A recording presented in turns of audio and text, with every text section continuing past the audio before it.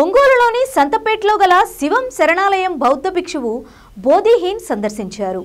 శరణాలయంకు విచ్చేసిన ఆయనకు శివం foundation chairman Gollapudi Srihari స్వాగతం పలికారు.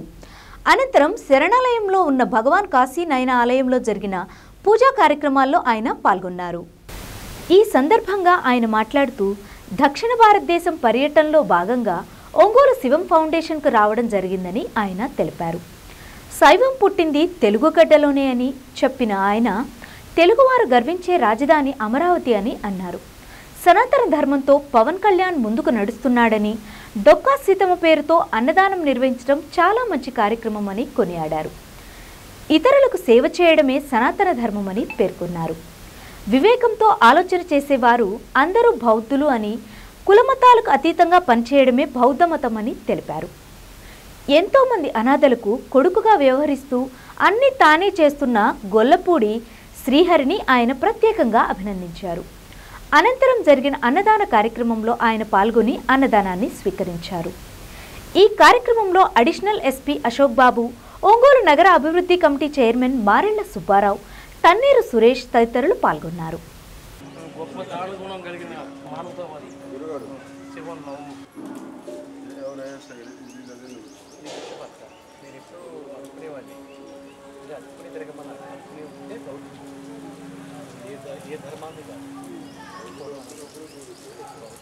జీవన విధానం సొంత ఆస్తులేంది బౌద్ధ ధర్మం. బౌద్ధ భిక్షు జపాన్ వాళ్ళు సర్టిఫికేట్ ఇచ్చారు, చైనా వాళ్ళు సర్టిఫికేట్ ఇచ్చారు. 5-6 దేశాల నుంచి సంబంధాలు అంటే బాగా అది కనపడలేదు. అది భిక్షపత్త ఇందులో భిక్ష ఓన్లీ ఆహారం. ఇప్పుడు ఆహారం దీంట్లో తింటాం.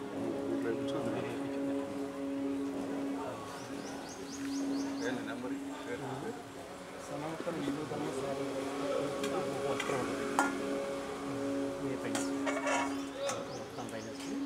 భిక్ష కలుస్తాం. కడిగేసిన తర్వాత రేపు ఇది మని కట్టుకోవాలి. అలాగే రాత్రి ఉతికేసుకుని రేపు ఇది ధరించాలి. ఇవి తప్ప ఇంకేమి లేవు సార్. ఆస్తి ఇదే ఉంటాయి. ఓన్లీ పాత్రే ఆస్తి. ఆకలి సంపద మొత్తం అదే. అందుకని గురువుగారి గురించి గురువుగారు చెప్పారు కాబట్టి తెలిసిన వాళ్ళ మేము కొంత చెప్తున్నాం. ఆయన ఇప్పుడు ఆయనకి 2-3 యూనివర్సిటీలు అంటే జపాన్,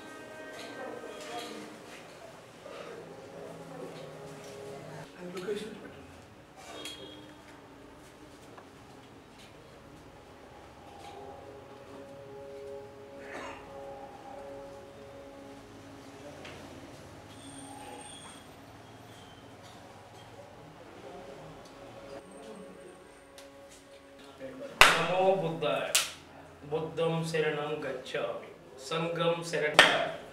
బుద్ధం శరణం గచ్ఛామి, సంఘం శరణం గచ్ఛామి, ధర్మం శరణం గచ్ఛామి.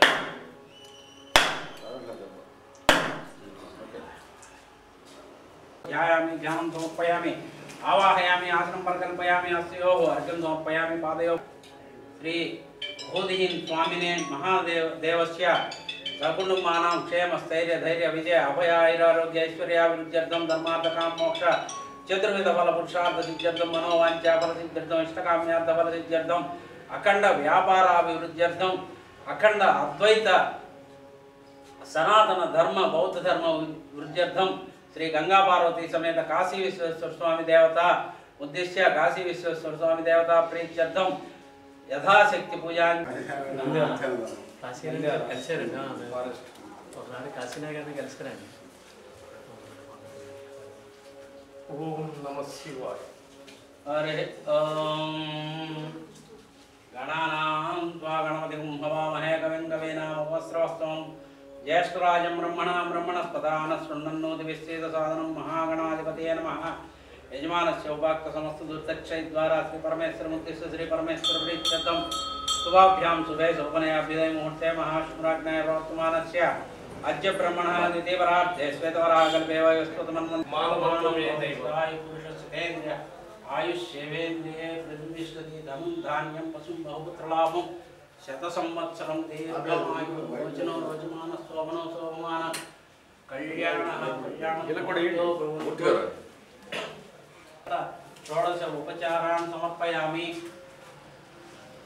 नमो काशीनायन नमो काशीनायन सर्वमंगलमांगल्ये श्री सर्वार्थसाधके शरण्ये त्र्यंबके देवी नारायण नमोस्तुते अपराजित जगत्वल्य सुरराजा सुजेश्वरा अनाथनाथ सर्वज्ञ गौरी गणपतुद्भव श्री गंगा पार्वती समेत काशी विश्वेश्वर स्वामी देवता श्री महागणाधिपति देवता श्री काशीनारायण देवता श्री नमः श्री आनंद मंगल कर्पूर नीराजनं दर्शयामि।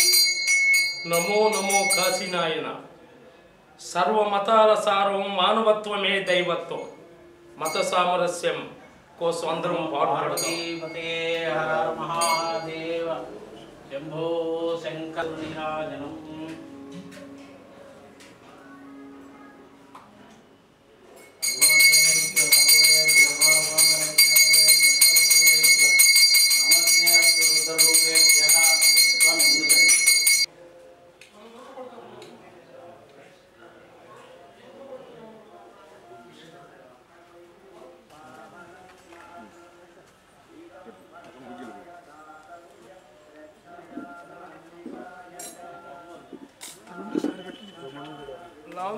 long live Shivam Foundation.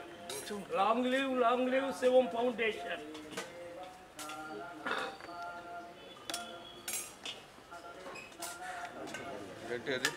అన్నం పరబ్రహ్మ స్వరూపం అన్నారు హైందవ ధర్మం। అన్ని దానాల కన్నా అన్నదానం మీరు స్పీడ్ చేయాలి। బౌద్ధ ధర్మం। ముందు పెట్టు వాళ్ళకి అన్ని ఐటమ్స్ పెట్టాలి। వెళ్ళిపోతే ముందుకు వెళ్ళిపోతారు। ఈ రెండు పెట్టండి మీరు అన్ని పెట్టినారా ఈ రెండు లక్ష పెట్టి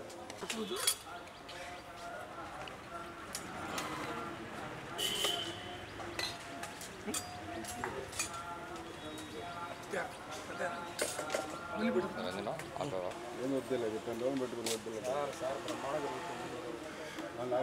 ఎంతో డబ్బులు ఖర్చు పెడతాం సపోర్ట్ చేసేవాళ్ళు దీనికి ముందే జరగాలి ఓకే జరిగింది ఓకే అంతా హ్యాపీ చెప్పినాక రాకపోతే నాకు బాధ అయింది అంత బ్రహ్మాండం మీరు రాండి సార్ నువ్వు పెద్దలు చేసుకుంటాను 1 గంట కానీ చెప్పి ఒకటి స్పీకర్ పెట్టారా మీరు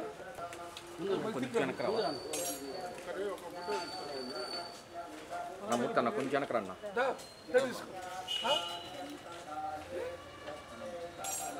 అమ్మ వచ్చేసాయి తర్వాత మళ్ళీ మామూలు ఫుడ్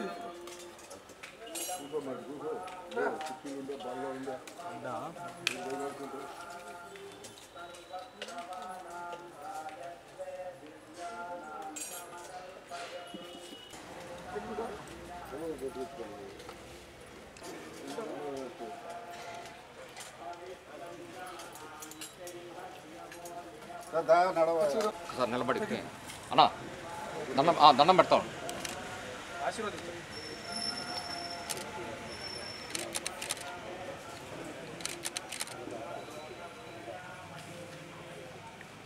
శివం ఫౌండేషన్ వర్ధిల్లాలి।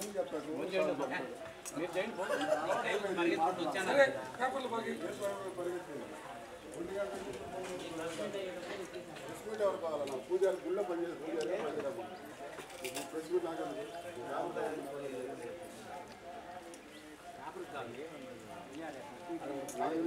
పూజారి గారు రమ్మన్నా నేను పలానా రోజు వస్తున్నాడు మధ్యాహ్నం 1 గంట ఉండాలని ఒకటి చెప్పా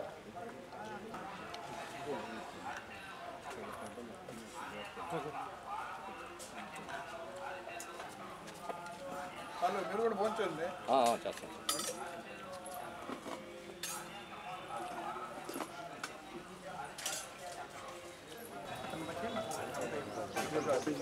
ఇక్కడ మనం కూడా దీన్ని ఏమంటారు ఈ ప్లేట్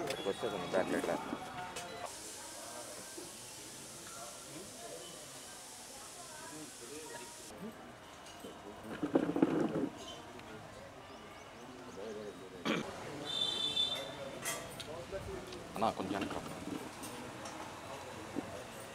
పోరాడే వాళ్ళంతా మంచి కోసం ఆచరించే వాళ్ళంతా ఒకటైతేనే మానవ ధర్మం ముందుకు వచ్చేది. మానవ ధర్మాన్ని కాపాడుకోవటమే ఈ సమాజానికి ఇప్పుడు అవసరం అని చెప్తూ గారు శివం ఫౌండేషన్, సనాతన ధర్మ ఫౌండేషన్ యానాది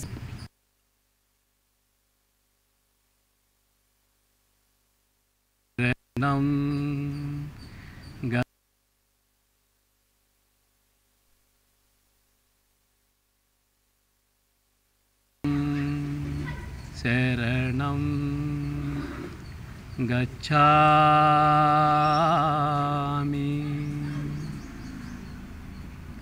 సంఘం శరణం గచ్ఛామి.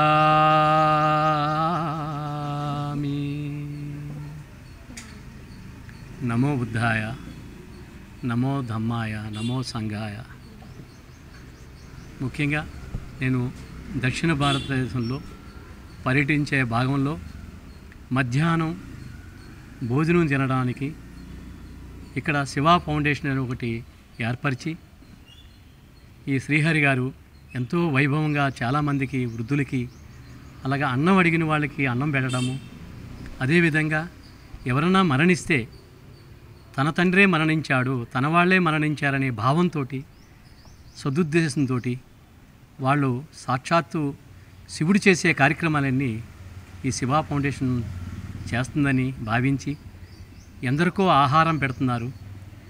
ఇలాగా అన్నదానం చేసే దాంట్లో చాలా భక్తిగా ఇక్కడికి వచ్చిన వాళ్ళందరినీ అమ్మలుగాను తల్లిగా ఆశిస్తున్నారు అని తెలుసుండి నేను ఇక్కడ రావడం జరిగింది. ఈ మధ్యాహ్న భోజనం ఇక్కడ చేయడానికి ముఖ్యంగా వచ్చాను. ముఖ్యంగా ఆంధ్రప్రదేశ్ ఒకనాడు భారతదేశానికే ఇది మెయిన్ క్షేత్రంగా ఉండేది. ఇది ఒక ధర్మక్షేత్రంగా ఉండేది అన్నమాట. త్రిలింగ దేశంగా పిలిచేవారు. ఆంధ్రప్రదేశ్ను ఒకనాడు త్రిలింగ దేశము, ఈ మొత్తం ఏరియాలంతా త్రిలింగ దేశంగా పిలిచేవారు. అంటే శైవము పుట్టిందే తెలుగు గడ్డలో అని నేను నమ్ముతున్నాను. ఆ తర్వాత జైనాన్ని ఆదరించారు, బౌద్ధాన్ని ఆదరించారు. ఈరోజు అమరావతి అని ఈ ప్రభుత్వము అమరావతి అని క్యాపిటల్ పెట్టుకుందంటే అది మా రాజధాని. కానీ మీ తెలుగు వాళ్ళందరూ కలిసి మంచి ఉద్దేశంతో ధర్మంగా ఉండాలని అమరావతి క్యాపిటల్ పెట్టుకున్నారు. చాలా నాకు ఆనందదాయకం ఉంది. అమరావతి ఎప్పుడు ముగిస్తారు, ఎప్పుడు ఆ క్యాపిటల్ని పరిపూర్ణం చేస్తారని ప్రపంచ బౌద్ధులందరూ ఆశిస్తున్నారు. వాళ్ళందరూ ఇక్కడికి రావడానికి సంసిద్ధంగా ఉన్నారు. అదేవిధంగా పాలక మండలిలో ఉన్న ముఖ్యంగా పవన్ కళ్యాణ్ గారు ప్రజలకు దగ్గర అవ్వటం కోసం ఆయన మరి ఎలాగొచ్చిందో ఆయనకి సంకల్పం సనాతన ధర్మం అని ఒక నినాదంతో ఆయన వస్తున్నాడు. సనాతన ధర్మం అనే వాక్యం ఎప్పుడో పూర్వందైనా కానీ అది ఈ నోటంట రావడం చాలా అద్భుతంగా ఉంది. అలాగే డొక్కా సీతమ్మ గారు క్యాంటీన్లు పెట్టాలని అనే కాన్సెప్ట్ చాలా గొప్పది. నేను డొక్కా సీతమ్మ గారి యొక్క గ్రామానికి వెళ్ళాను, ఆవిడ యొక్క ఇల్లు చూశాను. ఆవిడైతే ఇప్పుడు లేదు, కానీ ఆ చుట్టుపక్కల వాళ్ళందరూ అది సీతమ్మ యొక్క గురించి చెప్తుంటే చాలా నాకు ఒళ్ళు పులకరించింది. ఆ రోజున అటు గోదావరి ఇటు గోదావరి అయితే మధ్యలో ఈవిడి రాత్రుళ్ళు వస్తున్నప్పుడు నిరంతరం భోజనం పెడతానే ఉండేదంట. అక్కడ కులం చూడలేదు, మతం చూడలేదు, ఏమి చూడలేదు. ఒక స్త్రీ మూర్తి డొక్కా సీతమ్మ భోజనం ఏర్పాట్లు చేస్తే మరొక్కసారి ఈ శివా ఫౌండేషన్ ద్వారా అందరికీ భోజనం పెట్టడం అనేది చాలా నాకు నా శరీరం అంతా పులకరిస్తుంది.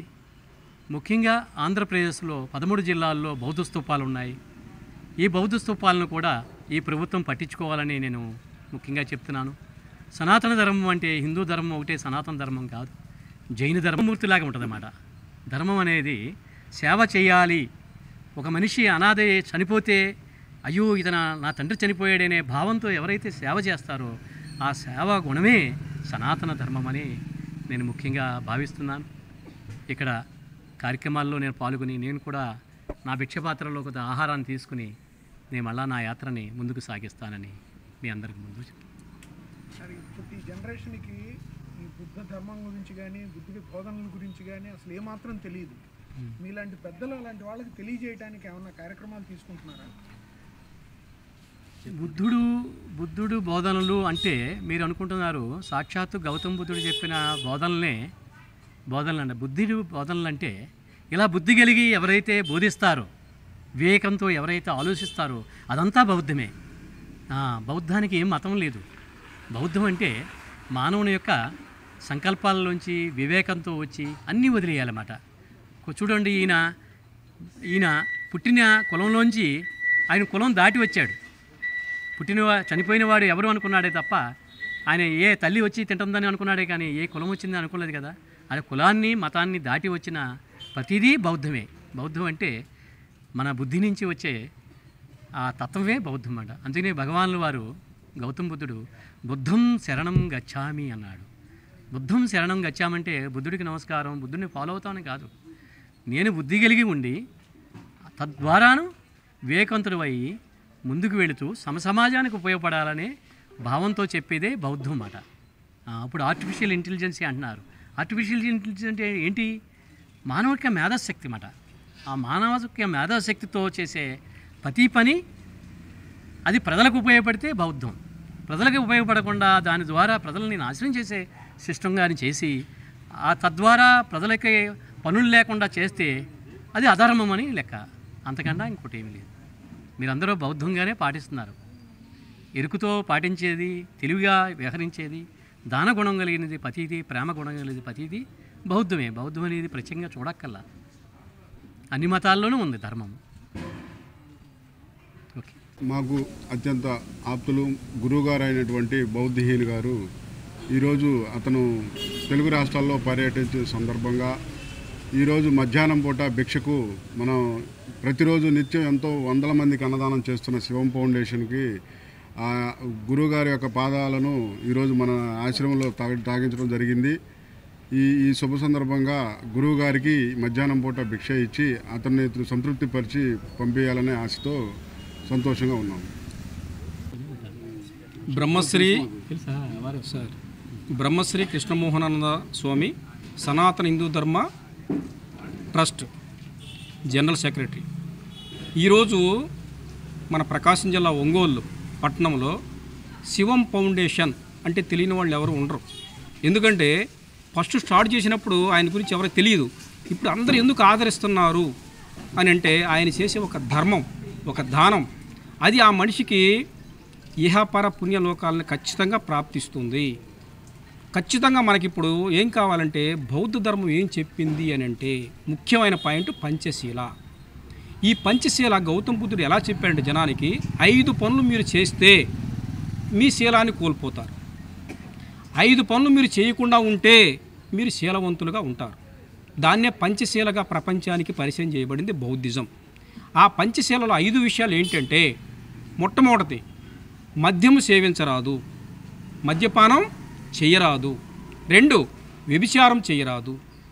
3 హత్య చెయ్యరాదు. 4 జూదం ఆడరాదు. 5 అబద్ధం ఆడరాదు. ఇవి 5ని పంచశీలలుగా మనకి గౌతమ బుద్ధుడు మనకు అందించాడు. ఏ వ్యక్తి అయితే ఈ యొక్క 5 విషయాల్ని పాటిస్తాడో అతను మనిషి, మానవత్వం కలిగిన వ్యక్తి, సమాజానికి ఉపయోగపడే వ్యక్తి, సమాజాన్ని ఉద్ధరించే వ్యక్తి, అతనే గౌతమ బుద్ధుని యొక్క అనుచరుడు అనేది బుద్ధజం చెప్తుంది. కాబట్టి ప్రపంచానికి వెలుగయ్యాడు బుద్ధుడు. అంటే ఏంటి? ప్రపంచానికి వెలుగు. ఆ వెలుగు ఈ 5 ఎవరైతే మనం పాటిస్తామో ఖచ్చితంగా బుద్ధజాన్ని మనం అనుసరించినట్టు లెక్కే. బుద్ధజం అంటే వేరేది కాదు. మన గురువుగారు చెప్పినట్టు మత్స్యవరహ కూర్మ వామ నరసింహ రామ రామోచిరామ బుద్ధ కలి అనేది విష్ణు పురాణంలో ఉన్న మంత్రం ఏదైతే ఉందో అందులో 9వ అవతారం గౌతమ బుద్ధుడు. ఇప్పుడు మనం ఎక్కడైనా టెంపుల్ పైకి పోయి చూసామంటే కళ్యాణ మండపాల మీద 10 అవతారాలు వేసి ఉంటారు, 10 అవతారాలని. అందులో 9వ అవతారం గౌతమ బుద్ధుడిని ఆడ మనకు చూపిస్తున్నారు. అంటే గౌతమ బుద్ధుడు కూడా విష్ణువు యొక్క అంశమే కాబట్టి వేరు కాదు. అలాంటి గౌతమ బుద్ధుడు చెప్పిన ఈ యొక్క పంచశీల అష్టాంగ మార్గాలు ఏవైతే ఉన్నాయో ఇవి మళ్ళా మనం ఈ యొక్క సమాజానికి ప్రస్తుతం ఉన్న ఈ కాలమాన పరిస్థితుల్లో 10 సంవత్సరాల వయసు లేదు, అతను మందు తాగుతున్నాడు పిల్లవాడు. వ్యభిచారానికి హద్దులు లేవు, వీడియోలు వచ్చేసినాయి, టీవీలు వచ్చేసినాయి. అలాగే దొంగతనానికి హద్దులు లేవు, ఏటీఎంలు ఎత్తుకొని పోతున్నారు, బ్యాంకులు లూటీలు చేస్తున్నారు, సొంత తల్లి తండ్రినే చంపేస్తూ ఉన్నారు. ఇవన్నీ ఎందుకు వస్తున్నాయి? పంచశీల అనేది పాటించనందువలనే. కాబట్టి ఈరోజు మనకి గౌతమ బుద్ధుడు చెప్పిన పంచశీల సమాజానికి అవసరము. కాబట్టి ఇలాంటి గురువుగారులు చూడండి, ఆస్తి ఏమి, ఆయన కోట్ల ఆస్తి అవసరం లేదు, ఓన్లీ ఒక భిక్ష పాత్ర. ఈరోజు భిక్ష కోసం వచ్చాడు ఇక్కడికి. మనం భిక్ష వేసామనుకోండి, మనం ఏమవుతాం? దాతలం అవుతాం. మనం ఏమవుతాం? ఆయనకి వేసినందుకు మనం దాతలం అయ్యాము. కానీ మన దగ్గర కోట్లు లేవు, కానీ దాన గుణం మన దగ్గర ఉంది. కాబట్టి ఇలాంటి వాళ్ళని మనం బతికించుకుంటే మన యొక్క ధర్మం బతుకుతుంది, సమాజం బతుకుతుంది. సమాజం కూడా అన్ని తల్లి ధర్మము, తండ్రి ధర్మము, భార్య ధర్మము, భర్త ధర్మం ఏవైతే ఉన్నాయో అవి పాటించామంటే చాలు, మన సమాజం ప్రపంచానికే ఏమంటాం మనం? వసుదైక కుటుంబం. వసుదైక కుటుంబం అని ఎవరిని అంటారు? మన హైందవాన్ని అంటారు. వసుదైక కుటుంబం అంటే ప్రపంచం మొత్తం నా కుటుంబం అని మనం చెప్పే మాట. అందుకని మనం ఏమంటాం? శతమానం భవతి అని అంటాం. శతమానం భవతి అని ఎందుకు అంటాము? 100 ఏళ్ళు వర్ధిల్లు అని దీవిస్తారు మన పెద్దలు మనల్ని. ఆ విధంగా మన హైందవ మతం కానీ, బౌద్ధిజం కానీ, జైనం కానీ, జొరాస్ట్రియన్ కానీ ఇవన్నీ కూడా చెప్పేది ఏంటంటే ధర్మంగా నిలబడు, ధర్మానికై నిలబడు. అదే బౌద్ధిజం చెప్పేది. కాబట్టి మా సనాతన ధర్మం ఏదైతే ఉందో ఫౌండేషన్, మాది కూడా సేవా కార్యక్రమాలు చేస్తుంది. ఎవరైనా సరే మా యొక్క ఫౌండేషన్ కూడా మీరు ఫోన్ చేసి ఇలాంటి సేవా కార్యక్రమాలు మీరు ఉపయోగించుకోవచ్చు. కాబట్టి మీ అందరికీ అవకాశం ఇచ్చిన మీడియా